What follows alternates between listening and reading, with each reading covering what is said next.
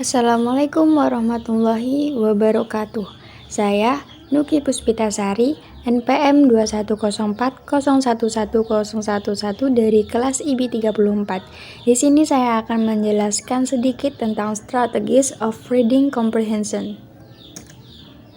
Strategi umum untuk pemahaman membaca. Proses memahami teks atau membaca dimulai sebelum seseorang dapat membaca. Ketika seseorang membacakan buku bergambar kepada mereka, mereka mendengarkan kata-kata, melihat gambar-gambar di buku, dan mungkin mulai mengasosiasikan kata-kata di halaman dengan kata-kata yang mereka dengar atau ide-ide yang mereka wakili. Untuk mempelajari strategis pemahaman, siswa membutuhkan pemodelan, latihan, dan umpan balik. Strategi pemahaman ini dijelaskan sebagai berikut. Yang pertama ada understanding words atau memahami kata-kata. Makna adalah tentang konteks, bagaimana kata-kata atau frasa digunakan dalam sebuah kalimat, menempatkan kata dalam kalimat atau melihat kata-kata yang mengelilinginya dapat membantu siswa lebih memahami mereka. Yang kedua ada finding information atau mencari informasi. Membaca dan membaca ulang area tertentu dari sebuah teks diperlukan untuk mendapatkan pemahaman yang lebih baik tentang kata kunci. Keterampilan ini dapat memberikan panduan tentang memindai teks dan menekankan perlunya membaca teks dengan cermat. Yang ketiga ada identifying the main idea atau mengidentifikasi gagasan utama. Jika seseorang mampu mengidentifikasi gagasan utama dari sebuah teks, mereka mungkin untuk memahaminya lebih. Ide pokok menghubungkan ide-ide yang diungkapkan dalam paragraf dan memberikan koherensi pada teks.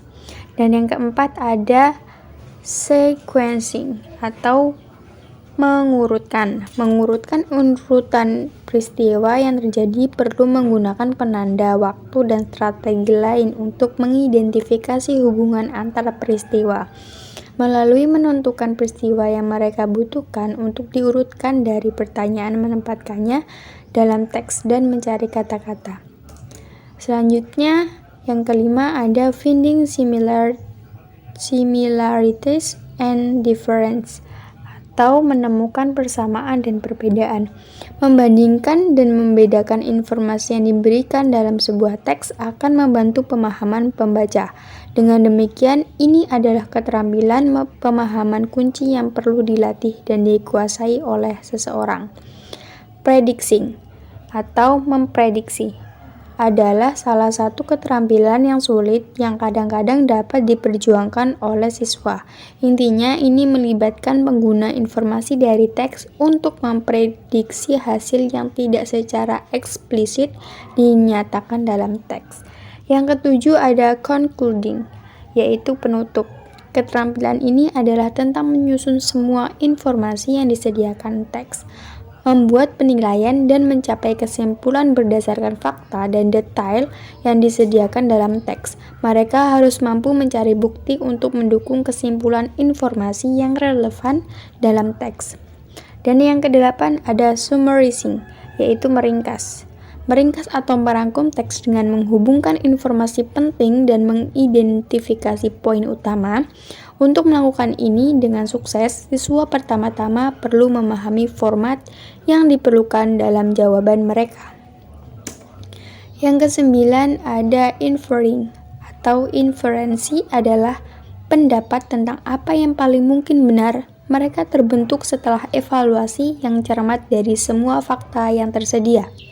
Yang ke-10 ada cause and effect atau sebab dan akibat. Keterampilan ini adalah tentang pemahaman bahwa penyebab mengarah ke akibat dan bahwa mereka semua terhubung. Dan yang ke-11 ada fact or opinion atau fakta dan opini. Untuk menjadi pembaca yang kritis, kita harus mampu membedakan antara fakta dan opini. Ini memerlukan pemahaman perbedaan di antara mereka, mengidentifikasi masing-masing dalam teks. Dan yang ke-12 ada point of view and purpose atau sudut pandang atau tujuan. Setiap bagian teks ditulis oleh seseorang Penulis dengan tujuan dalam pikirannya dan sudut pandang mereka adalah pendapatnya tentang suatu subjek. Sekian penjelasan tentang reading comprehension. Jika ada salah kata ataupun ada salah penulisan dalam video, saya minta maaf dan jangan lupa like dan subscribe. Oke, sekian, terima kasih.